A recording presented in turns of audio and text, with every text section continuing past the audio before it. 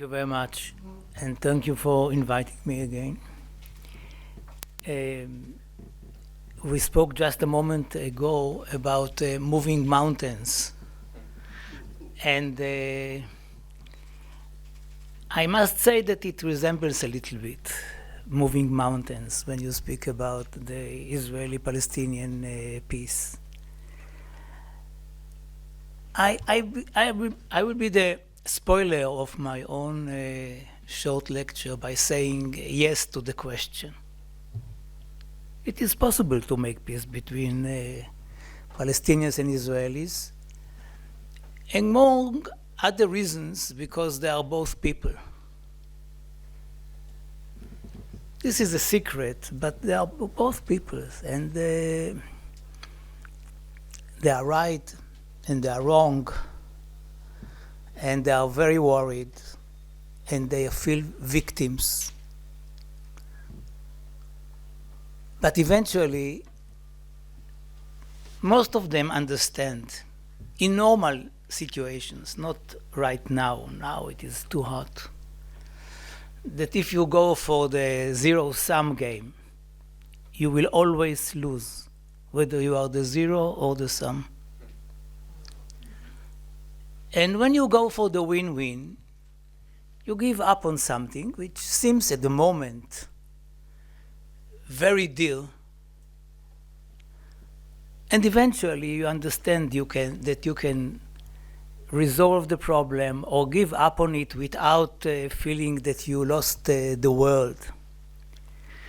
And because of that, I cannot be pessimistic. Now people ask me, but now? I mean, you really believe that something can be done between the two peoples? And actually, this question is playing into the hands of those who want to paint the other side as if there are no differences. All the Arabs are the same, all the Jews are the same, all the Israelis are the same. Jews from Israel, Jews from the diaspora, they're all the same. They want all the same thing. And in this kind of kindergarten definition, you can kill everything like that. You know them. Don't tell me about Arabs. Don't tell me about Jews. We know exactly what is the exact thing. What do they want which is so unique? They want to live. They want their kids to find employment. They want their kids to finish the university. They want to see their their grandchildren and grandchildren. That is exactly what they really want. Which makes me still far from pessimistic about it. And the fact that we failed, the fact that we did not deliver the goods. I mean, the leadership of the peace camp in Israel, the leadership of the peace camp in Palestine, doesn't mean, of course, that we have to learn from our wonderful experience and stop it. I mean, people don't give up on their efforts just because they did not deliver the goods. You can think about love, for example. Somebody who failed with love is not saying, okay, since I failed, no more love. It is not possible. It is not realistic. And if you say so, excuse me, you are stupid. Because you are giving up on the most important things in your life. Now, it's a little bit too early to really judge the situation. What really happened to us? I think that the most important thing is that we have to become a little bit more humble. The fragility is there. It is everywhere. It is with the Twin Towers. it is in Washington, it is in other places which feel that everything is okay and there is no real threat and they should not be on alert all the time, and something, a black swan, is surprising them. What? That a plane would destroy the twins? The twins? No way. Not in America. America lives its own life. It was never attacked and will never be attacked. Yeah, until 9/11. And on the Israeli side, there was a kind of a consensus that Hamas was actually threatened by us, that they believe that they will be stupid if they attack us because they will pay the price, that Israel is the strongest force in the Middle East, and if, God forbid, something happens, it will find its way to retaliate. And this is not exactly the story. And we found out that people with quite elementary weapons were able to shake our security, and that the asymmetric confrontation between a terrorist organization which became a kind of a government, a failed government in Gaza, is meeting, what is it? An elephant, a lion, you choose it. Big, cumbersome, heavy, rich, able, committed.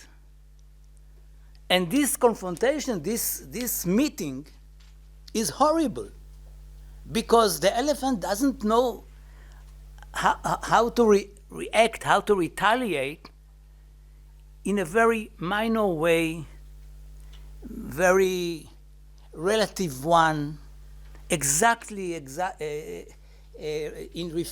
reference to the big blow that it got. And then what you find after 7 months is that Israel is carrying a crazy attack of dismembering babies, of raping women, of taking hostage people close to 90 years. I mean, it is beyond the understanding. I mean, we are used to different things. We are used to wars, we are used to attacks, we are used to terrorism even. Not that one. So it didn't only take us by surprise, but it shook our sense of self-confidence in a major way. And on the Palestinian side, look what they did to us. I mean, we are not those who raped the women. So now, after a few hours of terrorism, even if thousands of people were killed, we are paying the price. I mean, look, they are killing our babies. They are hurting innocent people, and it's unfair. And the world is looking at it and says, yes, they have a point. Again, we are in the same loop, a competition of victims. This is our story. The Jewish people, the Palestinian people. We are hurting each other. We feel that we are the victims. And we ask the world to side by our truth, which will never bring us to peace if we are just satisfied by convincing the third parties that we are right and the other side is wrong. So Israel is mourning. It never happened to us. You know that you cannot say in Israel today or in the last 7 months, how are you? As simple as that. People don't ask, how are you? Now, you ask, how are you, without thinking about it. You see somebody, how are you? And the answer is, fine, it's okay, thank you. But you cannot say it's okay, you cannot say it's fine. So you are asking a question which will get an impossible answer, and if you don't want to embarrass the other side, you say nothing. Can you imagine saying nothing when you meet? Hi. Something like that. And there is a very big question of how are we getting out of it. I thought that Israel should have demanded that Hamas will leave Gaza 7 months ago. Elsewhere, they will save their own lives. They will never, or they will not come back to rule Gaza anymore, and other Arab forces, including the Palestinians first and foremost, would replace Hamas.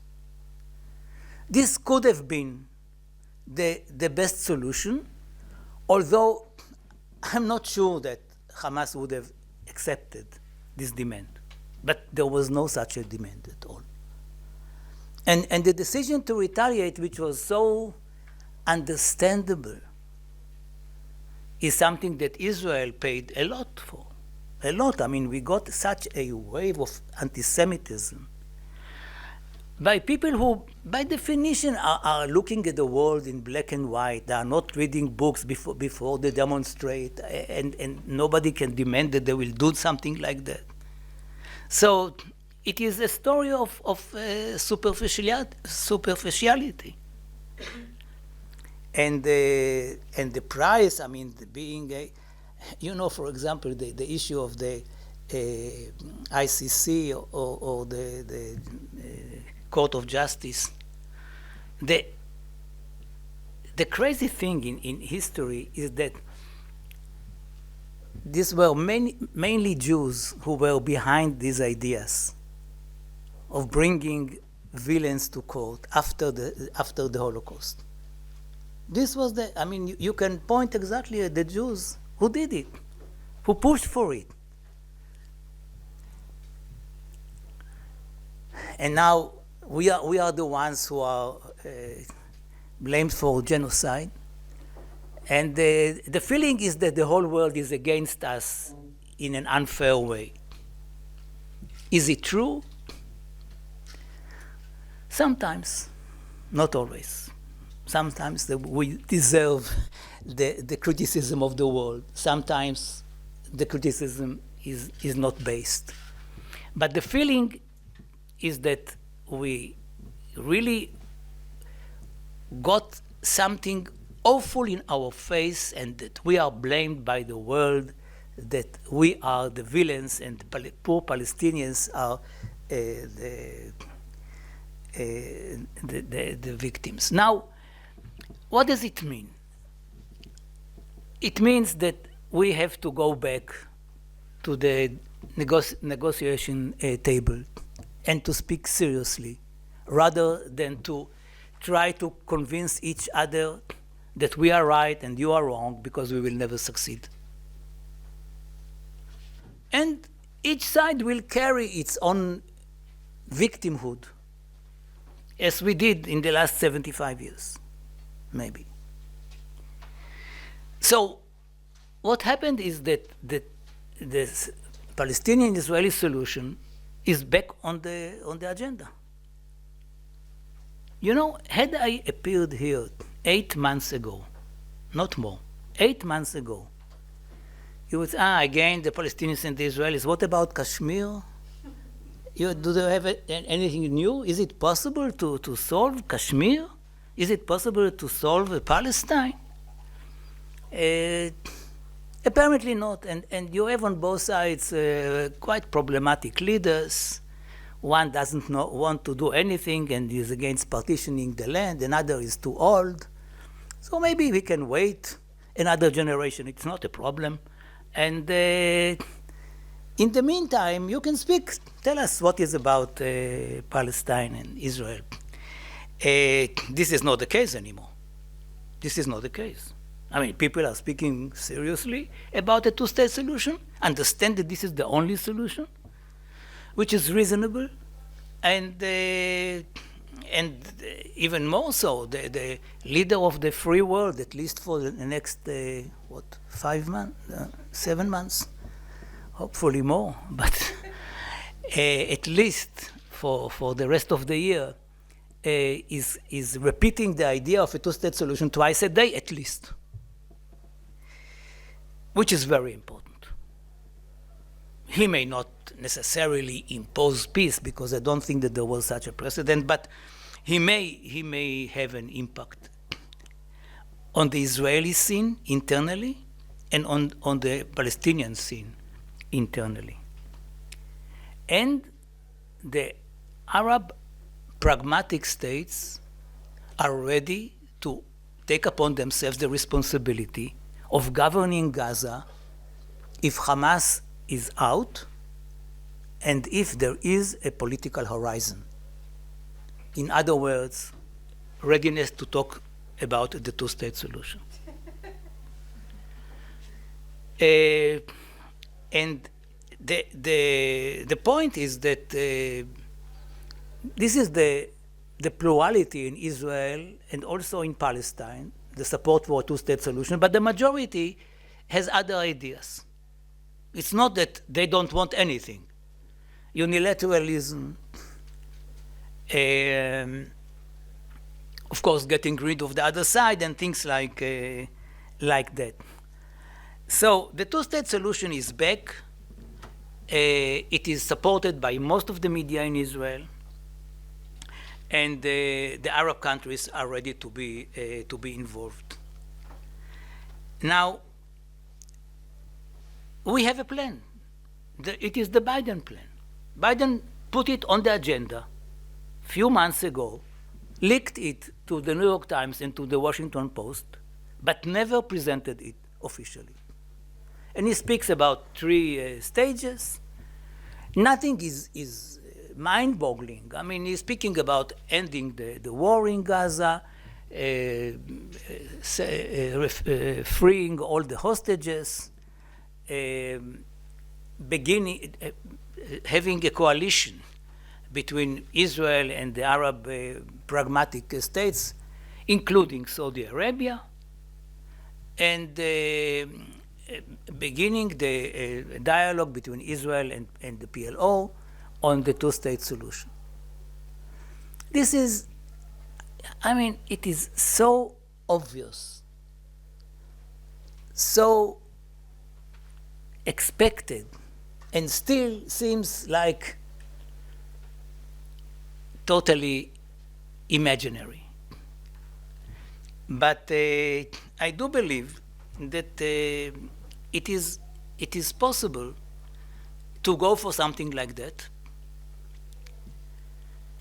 You see more, you hear more and more voices in the Arab world and in Israel saying, we don't have a better solution than that. After many years in which people gave up, maybe the only solution is a one-state solution, and this is, I can tell you, this is a no solution. And the question now is, how can we solve the problem? When we sit together. Now, I can tell you that in '93, when I began the Oslo process, we did not have a clear plan about what are we going to have as a permanent solution. Life was easier for us because the invitation to the Madrid conference in '91, which we continued in the Oslo process, was 5 years of an interim agreement and then a permanent agreement. We had to have our permanent agreement, you know when? On May the 4th, 1999. So it's over. And by then, nothing happened. Netanyahu was the same prime minister, and he did whatever he could in order to prevent it. And he succeeded. And on both sides, the extremists actually won the day. Suicide bombers, others, I mean, things which had never been seen before, the assassination of the prime minister. I mean, People went to the odds in order to prevent it, and used or abused the interim sense of the solution in order to torpedo it. What happened since in the last 30 odd years is that we have a list of agreements. Some of them are permanent, are official, the others are unofficial, but still are very prominent. We succeeded to solve, informally mainly, all the issues on the agenda, like the border, like the future of Jerusalem, the future of the Palestinian refugees, and others. Of course, security is one of them. So if we sit together with the Palestinians tomorrow, we have to go first to the library, to refresh our memories, to find the details, to update them, because some of them were agreed upon already more than 20 years ago. But some of them, like the Geneva Initiative, is very, very detailed with 500 boring pages of annexes on water, on environment, you name it. I mean, we really touched all the relevant problems, including the electromagnetic space. So we know what to do now. We don't need 10 years in order to negotiate if we want to succeed. If we don't want, we can negotiate for 100 years. But there is one problem which became even more difficult than in the days of Oslo, and this is the issue of the settlements. In 93, when we negotiated the Oslo process, the Oslo agreement, there were 90,000 settlers on the West Bank. Today you have 500,000. And I'm not speaking about Israelis who live in Jerusalem. It's another 200,000. Now, you will not find a prime minister or a future candidate for this job who is ready to evacuate hundreds of thousands of settlers from their homes. You will not find them. Even if they believe that this is the right thing, it is politically very, very difficult. I'm not saying that in a democracy you cannot do something like that. But what is important is not what I think about it, but talking to the current leadership in Israel, they don't even think about it. On the other hand, they don't have a solution for the problem. And here we, meaning a group of Palestinians and a group of Israelis, sat together about 4 years ago. The Palestinian group is led by a very significant and important lady by the name of Dr. Hiba Husseini. She is a lawyer from East Jerusalem. And other Palestinians. On our side, I led the group with some Israelis. And we suggested that the two-state solution will be under an umbrella of a confederation. And the model is the EU, which began with steel and coal and gradually became what it became, and it will change in the future because it is a gradual process. One currency, whatever. Now, it is not very easy because we don't have the same kind of regimes. We cannot have rotating leaders or a joint parliament or a joint court. But we can have a loose confederation, a loose umbrella, under which all the settlers who will find themselves in the future in the West Bank, or not in the West Bank, they are in the West Bank, but in the Palestinian future state, will remain where they are. They will not be moved at all. There won't be any confrontation with them. The army will not be sent to them as it was sent to the settlers in Gaza in 2005. But they will be told, you are allowed to go back to Israel, to sovereign Israel, and to get compensations. If you wish to stick to this nice hills on the West Bank, be our guest, or actually the guest of the Palestinians. And there will be, as a result of it, they will demonstrate, they will not like it. It is not that I'm deceiving myself. But there will not be a direct confrontation of soldiers and police that are dragging young girls from their homes, as it was in the past. If we do something like that, I think that we can make our life easier and make it possible to have the two-state solution. Because this problem, which is, it is not technical, but it is like a technical problem, is today the biggest obstacle, more than issues like Jerusalem, which is always used. How can you solve Jerusalem? You can solve Jerusalem. You divide it. And the return of Palestinian refugees. The return will be symbolic, and it will be financial. It's not that Israel will open up its doors. But if you remember, in the Trump plan of January 2000, it is written that Israel will be screening the potential citizens of Palestine who would like to live there. Not in Israel, but in Palestine. His plan was, excuse me, so idiotic that people really did not take it too seriously. And and if you forgot this this line in the plan, I excuse you all, because you didn't attribute too much importance to his plan. But in 2020, this was the plan, and Netanyahu, who is now totally against the two-state solution, was very supportive of this solution. We are not speaking about Israel becoming the gatekeeper of the Palestinian state. If they want to absorb 5 million Palestinians, they will have to absorb them. And in Israel, it will be a much smaller number. I will not get into such details.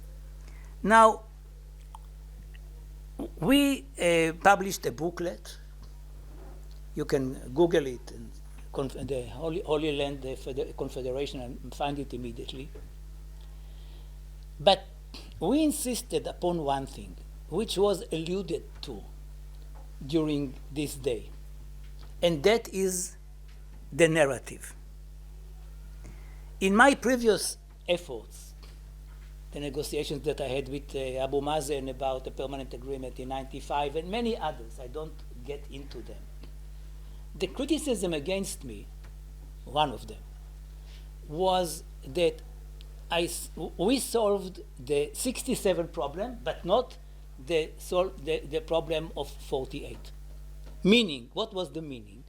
In 67, Israel conquered huge areas relatively to its size. And we related to these territories.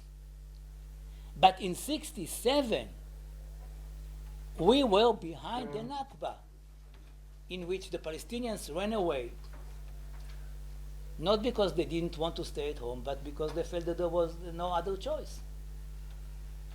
Now, what are you going to do with it? An open wound forever? If you don't solve the issue of 48, you will never have peace. We sat together, and we are having now, this is part of our booklet on the Confederation, we are having now a joint narrative which was never done before. Never ever had it been written together. And like in other issues, But that seemed even to me almost impossible. We found out that if people who really want to make peace are sitting together, nothing, but really nothing will prevent them from achieving it. And if you read the narrative, and I really urge you to read it, it is only 20 pages, you see that we could actually refer to dates and describe what happened on those dates in a very objective way. I mean, the fact that Jews were persecuted in Europe is a fact. The fact that they came to Palestine is a fact. The fact that the Palestinians were not enthusiastic about the tide of their immigration and were afraid that the Jews are coming to get rid of them is also a fact. And you go on and on and on, and you see a list of facts. Some of us are very inconvenient for the Palestinians. For example, had they agreed in 1947 to the partition plan of the UN, there would have been no war. No Palestinian refugee would have left the country, and everything could have been different. So this is, and only a few years ago, Abu Mazen admitted publicly that this was the biggest mistake of the Palestinians. On the other hand, in many cases, like when the Arab League published its Arab Initiative in 2002, the government of Israel of the day, led by Sharon, rejected it. It was a huge, I won't say mistake, because Sharon knew what he did. He did not want it. It's not a mistake. It's if you want to achieve something and you miss the opportunity. He did not miss any opportunity. But the fact that Israel rejected the Arab Initiative is a huge crime, in my view. It was an opportunity. So we are competing. Who is more a victim? Who missed more opportunities? It's a fair competition. Now, I think that with a joint narrative, it will be also easier to get to an agreement if on both sides you have leaders who are ready to do that. And I don't think that it is impossible. I mean, Abu Mazen, to the best of my knowledge and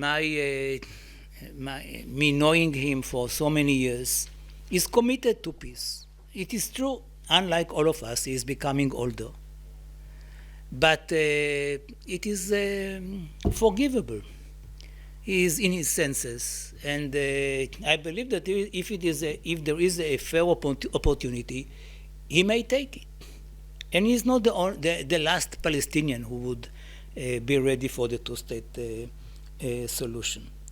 And on the Israeli side, Netanyahu, as I said to you, 4 years ago was supportive of a two-state solution when it was Trump. And it doesn't mean that it is totally lost. I don't have too many hopes from Netanyahu. And if you read the public opinion polls in the last months, he's not going to win the elections. And other people who are defining themselves as center-left are ready for a two-state solution and are eager to have it. So I would say that there is a fair chance. I'm not sure about it. We may fail again.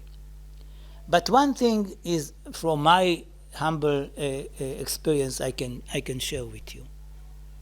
And that is always waiting for the next leader on the other side, or on both sides. And I remember a meeting with a good friend of mine named Yoshka Fisher, who came to Israel and to Tel Aviv and Ramallah in 2002. And there was a terrorist attack very close to his hotel in Tel Aviv. Dozens of people were killed. And there was a crisis, and he found himself, this wasn't his plan, but he found himself in the middle between Arik Sharon, and Yasser Arafat. And he went from Ramallah to Tel Aviv and back in order to have a ceasefire in the Intifada. And I came to meet him in the afternoon. He was in the Dan Hotel in Tel Aviv. He put his legs on the table. This I cannot forget, in a very American way. And we talked, and then he said to me, he was exhausted, he was so tired. And eventually he said to me, Yossi, you know what, come to me when Sharon and Abu Mazen are not around. And Arafat, are not around. And I said to him, Yoshka, somebody will be around. Somebody will be around if all what we are going to do is to wait for the next American president, because they have a strange habit of replacing each other every 4 or 8 years. So you don't have to wait for long. So the next one will be better for us. You hear it a lot in Israel. Now even Biden is not enough for many of the Israelis. They want somebody better. Let's wait for the next president in the United States. Let's wait for the next Israeli prime minister. Let's wait for the next Palestinian president. As if the treasure is there. It may be the case, but not for sure. And we can really end our lives by waiting for something which will never happen. If you have people who are far from being perfect, but you can talk to them and try to see whether you can do something serious with them, try it. So on the one hand, I hope that the leaderships on both sides will be young and peaceniks and understand the other side and have compassion to the other side. And on the other hand, I say, it is not necessarily those people who are making peace in history. Sometimes it is people that you had not even expected them to do something like that. And that is why I believe that because of what happened, the horrible things which happened to us in the last months, we have now a new opportunity to promote peace and to solve all the outstanding issues on the agenda, so that at least the next generations in the region will not go through the experiences that we have to go through. Thank you.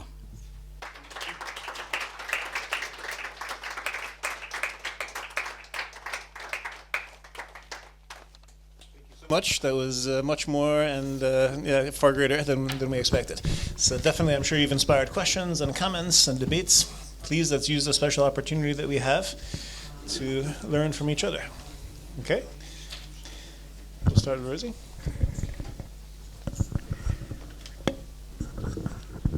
Dear Dr. Beilin, thank you for the inspiring speech. I wanted to ask you what we are doing in a situation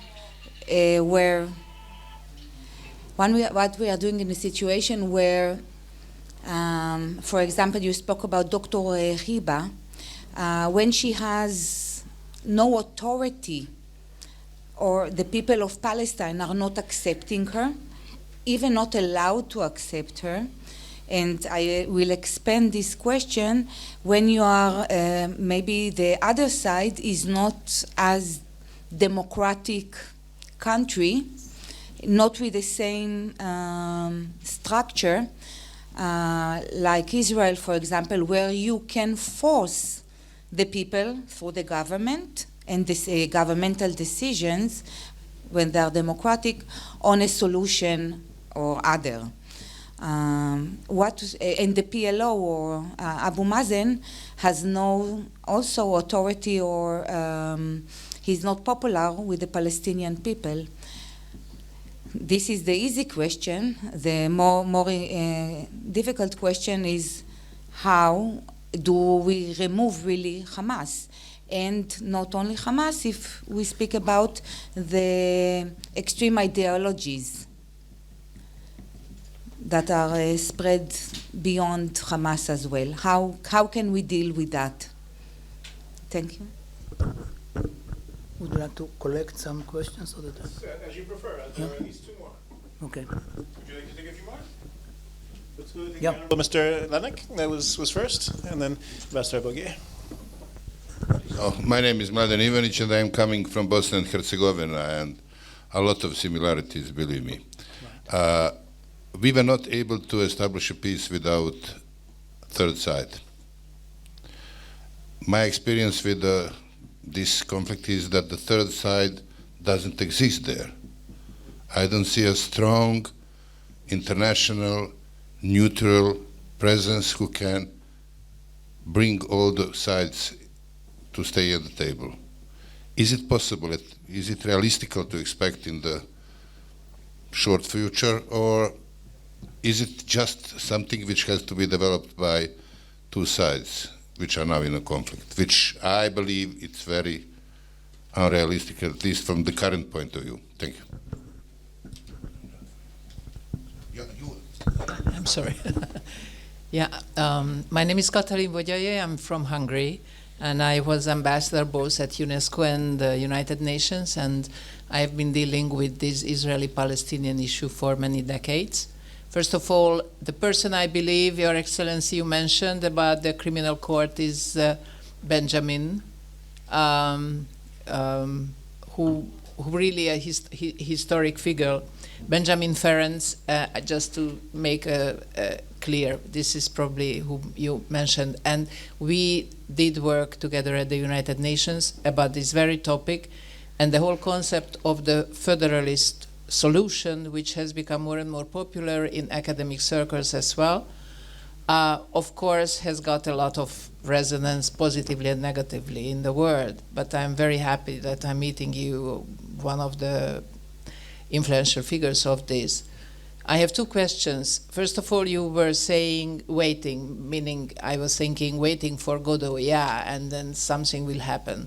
If you had the chance, Your Excellency, to become the leader, Prime Minister of Israel, how would you solve this solution? What would be the tools for you? What kind of vision you have? And also, working together with the Mona Jewel, obviously that was a legendary story, the Oslo Accord, and in a way failed. Why was not sustainable? Thank you very much.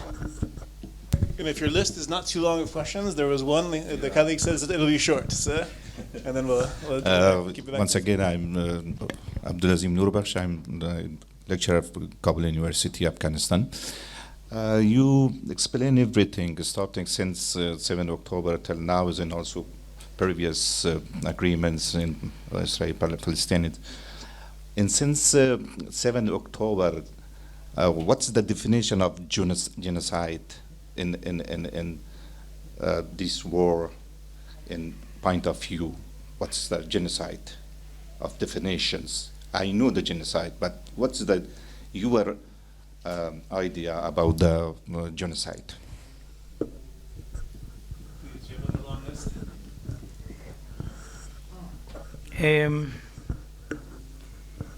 Well, the fact that the other side is not democratic doesn't prevent us from making peace with the other side. I mean, there was a moment in history when Bush 43 came to the conclusion that first the Arab countries should be democratic, and only then there will be peace.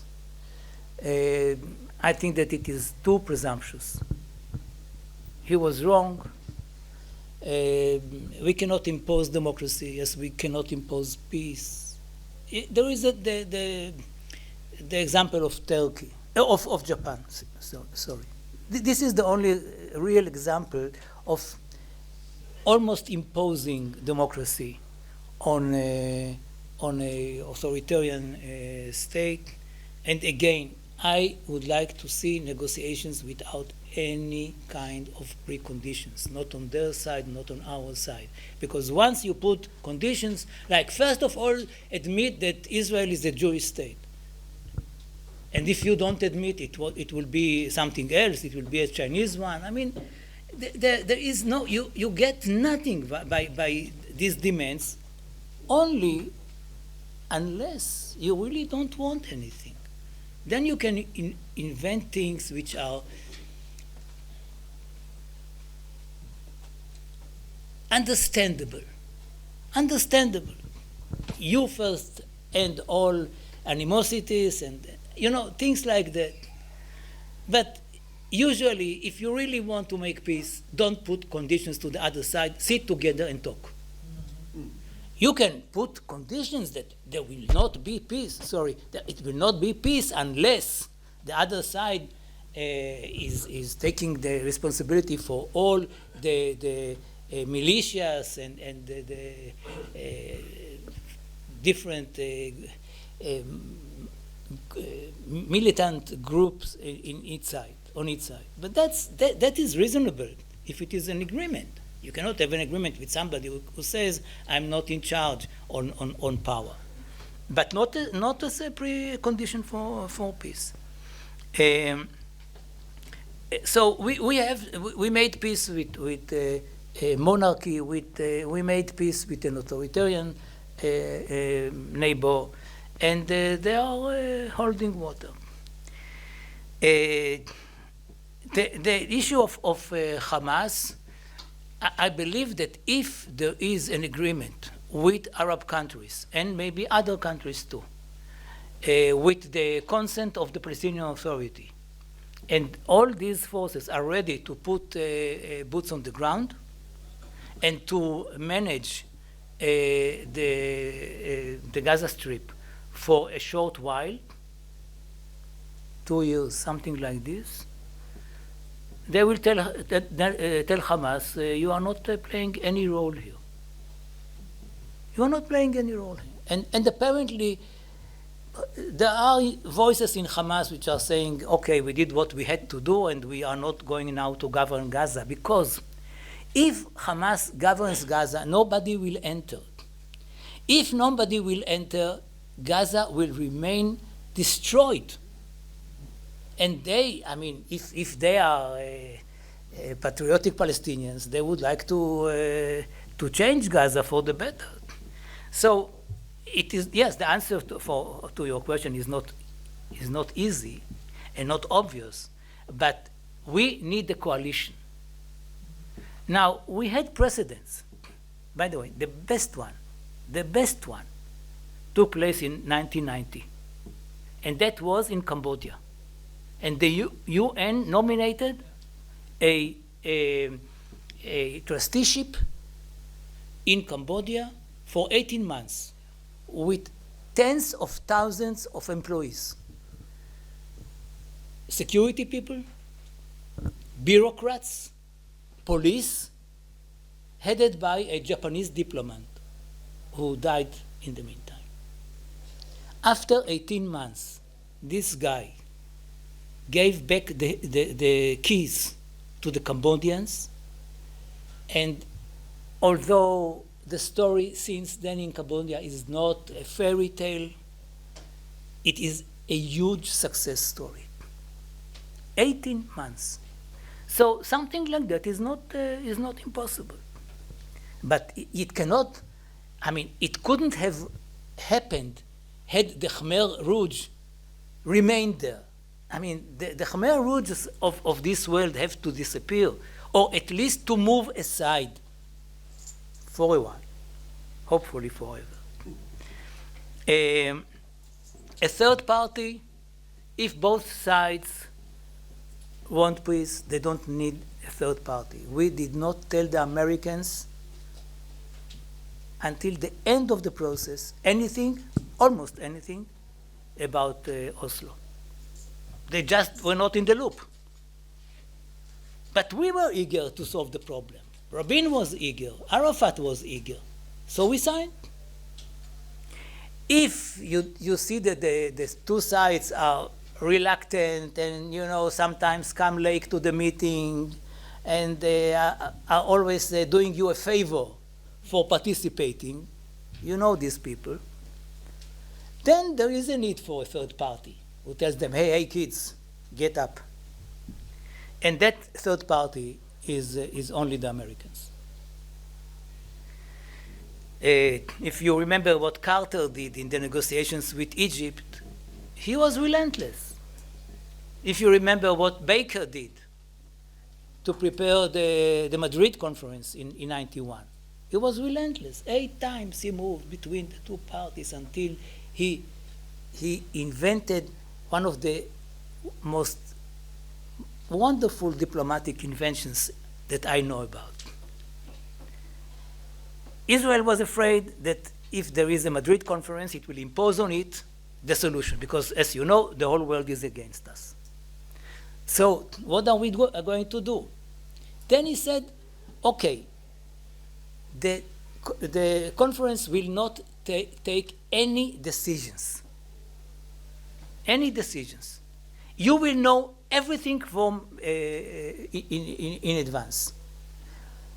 Now, the decisions would be part of the invitation.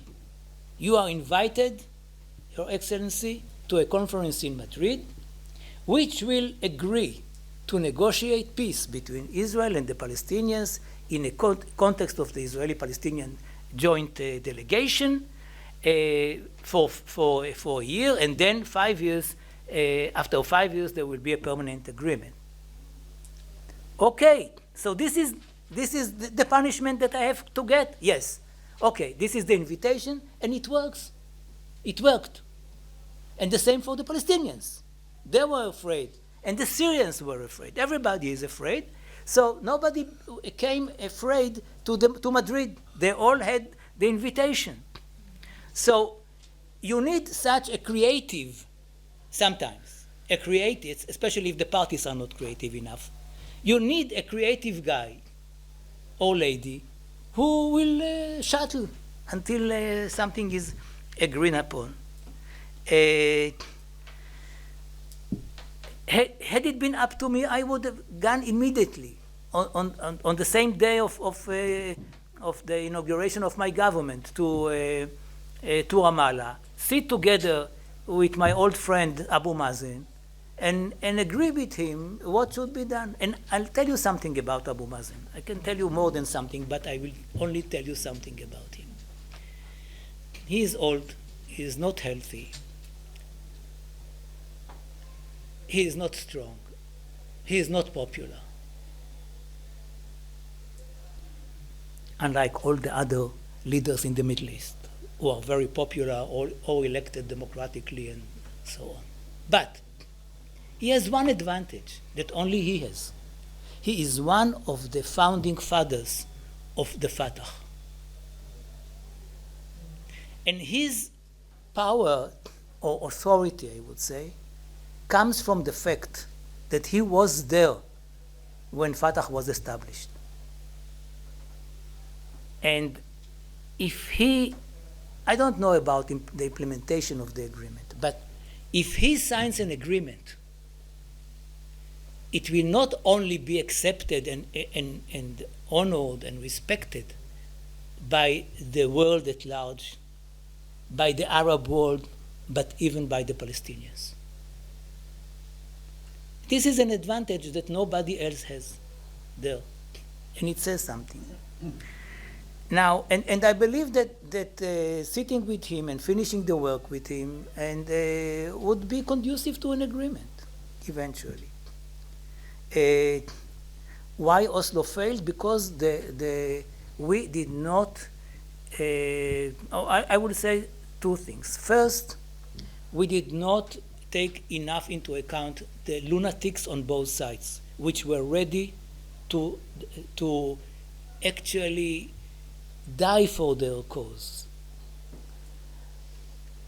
We thought about demonstrations here and there, but not about something like terrorist attacks of suicide bombers and whatever. This was behind the horizon because it did not happen beforehand. And we did not think about killing our prime minister by an Israeli. I mean, this is... So we have to be more careful, and I'm not sure that we know how to do that. But next time our prime minister goes to a demonstration for peace, he should take with him the anti-bullet vest. It's better. Don't give up on it. And about genocide, genocide is a mass killing. It's like the question of Plato, what is a high, it is 3 or 2 or 4 nuts. When it becomes a one, when it is big. And a big attempt on thousands or tens of thousands of hundreds of thousands of millions is genocide. This is why I always believed, for example, that the Armenian genocide is a genocide. And I don't understand between us why today, when Erdogan is speaking in such a way against Jews and Israelis, I mean, a little bit more than what we deserve, we don't use the opportunity to recognize the Armenian genocide. It was a Holocaust. Thank you very much.